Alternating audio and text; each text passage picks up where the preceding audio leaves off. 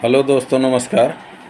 हमारे YouTube channel मेरी बात में आप सभी लोगों का स्वागत है। दोस्तों, आज हम चर्चा करने जा रहे हैं कि मनोरंजन के ऊपर कि हम अपने सारे सिस्टम को मनोरंजन के हवाले कर चुके हैं। तो मेरी चिंता ये है कि कहीं ऐसा ना हो कि एक दिन ये मनोरंजन ही हम सभी को ले डूबे, क्योंकि प्रायः देखने में आता है हमारे सारे सिस्टम, सारे संस्कार, सारे व्यवहार, सब कुछ को ये मनोरंजन जो है निगलता हुआ चला जा रहा है। अभी अभी नवरात्र पर्व का समापन हुआ तो दोस्तों मैंने नोट किया कि सब चीज़ जो हमारे यहाँ गरबा किया जाता था, मोस्टली गुजरात में, तो माता जी की आराधना की जाती थी 9 दिन। लेकिन होता क्या है, सिर्फ माता जी की आरती के अतिरिक्त कुछ भी भक्ति के अनुरूप नहीं होता है। सब कुछ फिल्मी गाने, बॉलीवुड के फूहड़ गाने, सब पे डांस, ये वो अनाप शनाप तमाम तरह की प्रक्रियाएं चलती हैं। भक्ति का कोई नामो निशान नहीं रहता और विसर्जन के वाले दिन तो हद ही कर दिया जाता है, जिसकी कोई सीमा ही नहीं रह जाती। तो हमारा बंधुओं कहना सिर्फ ये है, मनोरंजन का विरोध नहीं है, मनोरंजन होना चाहिए, लेकिन मनोरंजन की मतलब प्रकार कितना है, आकार कितना रखना चाहिए मनोरंजन की कोई सीमा है या नहीं है। मनोरंजन ऐसा ना हो कि हमारे सारे संस्कृति, सारे संस्कार को ही ख़त्म कर दे। आज देखिए शादी विवाह में क्या होता है, कोई भी क्रियाकलाप ऐसा होता है जो संस्कार में परिणत हो, जिसकी परिणति संस्कार में हो, ऐसा कोई क्रियाकलाप रह जाता है। पर साउंड सिस्टम चलता रहता है, ना ही कोई कर्मकांड पर ध्यान दिया जाता है, ना हमारे जो पुराने जो प्रचलन में थे विधि विधान, ना उनका ध्यान किया जाता है। बस हु हा करके इसका समापन कर दिया जाता है। तो हमारे सारे संस्कार ही भूलते जा रहे हैं हम। आज की नवयुवकों को पूछो कि शादी में क्या क्या होता है तो कुछ नहीं मालूम है उन्हें कुछ ज्ञात ही नहीं है। उसकी वजह क्या है? उसकी वजह ये है, बुजुर्गों से कुछ पूछना नहीं है और बुजुर्गों का कहा मानना नहीं है। एक बारी की बात है, सीरियल में नारद जी इंद्रदेव को समझाते हैं कि जो भी व्यक्ति या जो समाज सिर्फ मनोरंजन में डूबा रहता है, उसका पतन अतिशीघ्र निश्चित ही होता है। तो हमारे धर्म को इतना बिगाड़ मत दीजिए आप लोग कि सब कुछ ख़त्म हो जाए, सब कुछ मनोरंजन के नाम पे हो।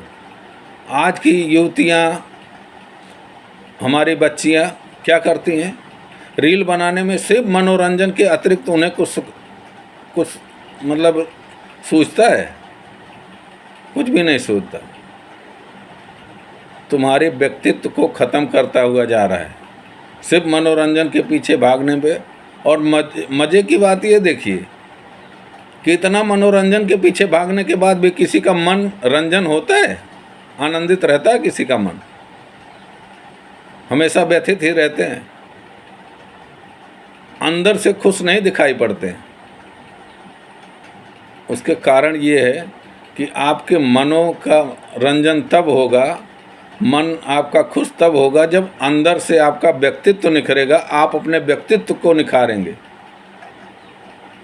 सिर्फ म्यूजिक सिस्टम पे डांस कर लेने से आप खुश नहीं होंगे और ना ही आपके व्यक्तित्व पे कोई असर डालेगा।